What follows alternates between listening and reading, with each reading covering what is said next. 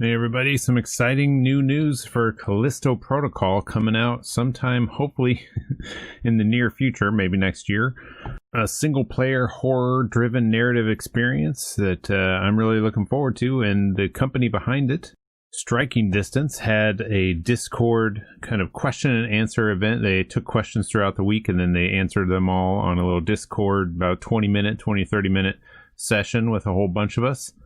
And I was there for that. And also they debuted a new trailer, which is slightly different than the existing trailer. So it wasn't 100% new footage, but there was a couple of little added spots that we'll go over, as well as an article with VG247 with Steve Papoutsis.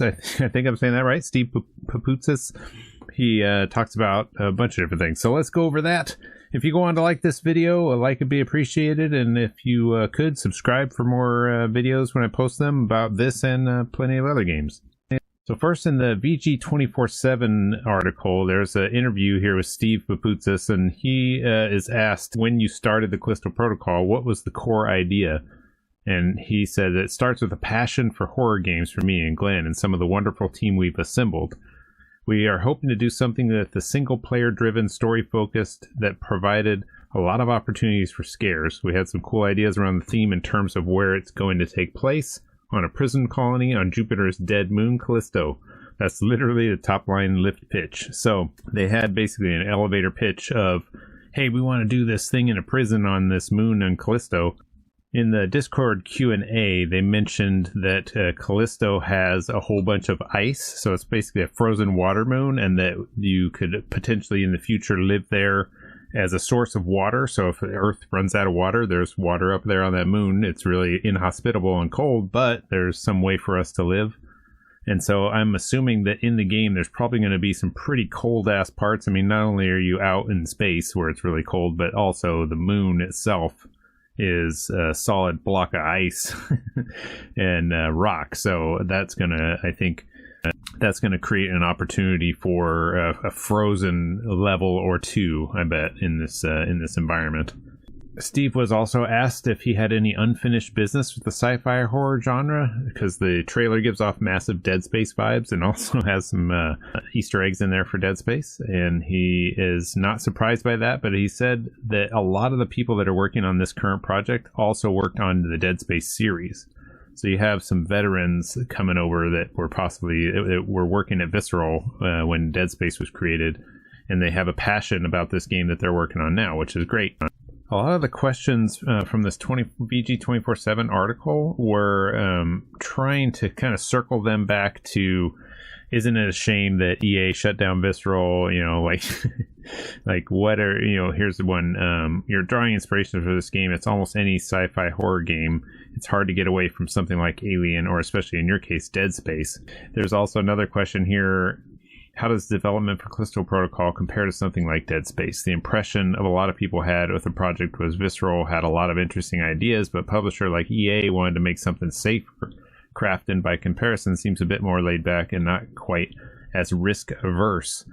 And I think Steve's response to a lot of these questions has been always to circle back. I'll put a link to this article if you want to read the whole interview, but he's trying to circle everybody back to focus on the future and their current team and not to dog on EA. He had a lot of great experiences there. He probably still has friends that work at EA and Visceral. He doesn't want to kind of crap on anything that happened in the past. It's like, let's look towards the future. Let's stay positive. I don't want to say anything negative about something that was a positive experience for me when we went through it. Making those Dead Space games was a great time, I'm sure.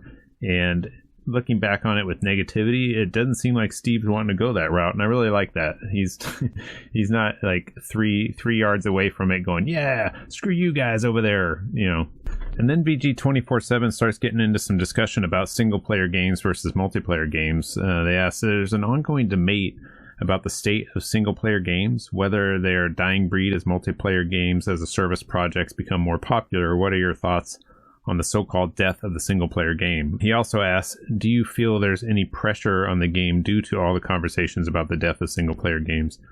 And I think that a couple of years ago that there was this question about the death of single-player games only because there was an executive, I believe it might have been with EA or Activision, that came out and said that single player games are dead and that games with the service is where it's at and multiplayer games are where all the money is. And of course, you know, EA and Activision, Take-Two, they're all going to say that multiplayer is where it's at because they're making billions off of people. And FIFA, when Call of Duty, all those games are making a ton of money. Destiny, all the games as a service type games. But I think we have clear evidence with games like Fallout 76, Anthem, the latest here with Avengers. They're these half-baked games as a service money grabs that just are not good games that won't work. This is my opinion, at least. This is not what Steve Papoussis is saying here. Steve says here, I've read a lot of articles on this, but from my perspective, there will always be a place for storytelling, narrative-driven games. One of the best forms of doing that is the single-player type of experience that you can have. I'd say that while there's a propensity for a lot of wonderful kinds of multiplayer-based games, there's always going to be a spot for story-focused titles. That goes back all the way back to the genesis of storytelling. It's been around for so long, I think it's going to persist. I'm very hopeful about that because I enjoy a great story. In which, I mean, if you look at some of the best games and the largest selling games over the past few years, it's all been single-player narrative-based games.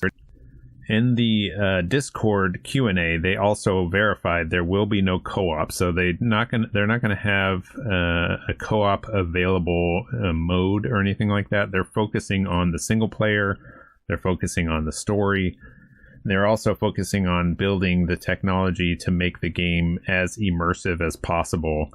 And they were also asked about third person versus first person and why they chose to go. Well, first, they said, yes, it is a third-person game. We will be seeing our character.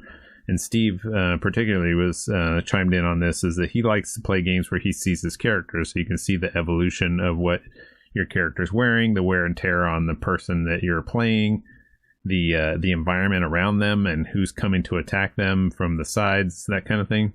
And I think it worked really well for Dead Space. And I could see why they'd want to do it again in this. The Discord Q&A, they also asked a question right in the beginning. They were talking about the game, why they chose to go with a prison. And both Steve and Glenn said that the prison was one of, like, not to mention that it's in space or on a moon, but just prison in general is scary. The thought of being in a prison is dangerous, and to be in a prison on an abandoned ice moon right outside of Jupiter, that is about as scary as you can get, just an environment. So just going into it, you've got something scary. And they mentioned kind of as they were discussing that, they didn't focus on it, but I picked it up, is that you'll be fighting against something called the United Jupiter Company.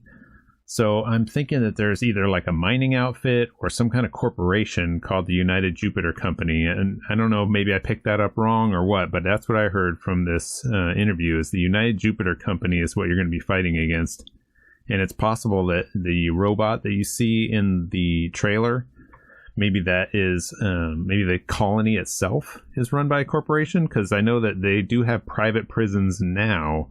And I can imagine in the future, if we had privatized locking people up, that maybe the United Jupiter Company is part of a private organization that runs the prison that you're on. And maybe you're even mining for ice and minerals there, since they do have the exploding planet in their logo.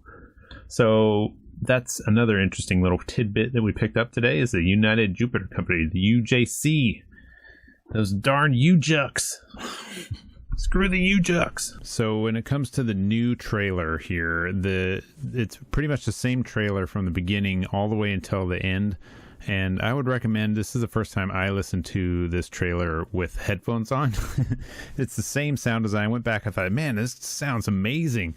Is it different than the first trailer? And I went back and listened to the first trailer, and it's like, no, sound design was amazing in that one as well. But if you turn the headphones up on this, the sound that they're getting just in this trailer is just, it's next level. So I would recommend, that's the best way to experience this, is with headphones on all the way up. Blast it out of your ears. And so the new part of the trailer is at the very end, after you've rolled credits on, I think it's over with, it will come to this last little bit here with this guy who's, looks like to me, is our prisoner, this is the aftermath of the tentacle guy who's attacked him. He's got his skull gaping open now. He looks pretty damn bad.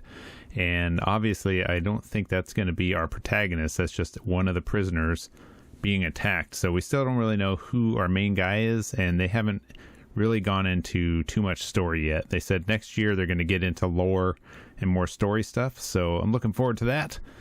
And let me know what you think about this new footage here. What do you think this means? Let's start theorizing. Let me know in the comments below. And yeah, this is really exciting stuff. So anyway, I think it's all fun stuff. I like to think about what the future of this game is going to be, and I'm going to be covering it until release. So if you want, stay tuned here for more information on the Callisto protocol. And again, thanks for watching. A like would be appreciated, and I'll see you in the next video when we get some more information.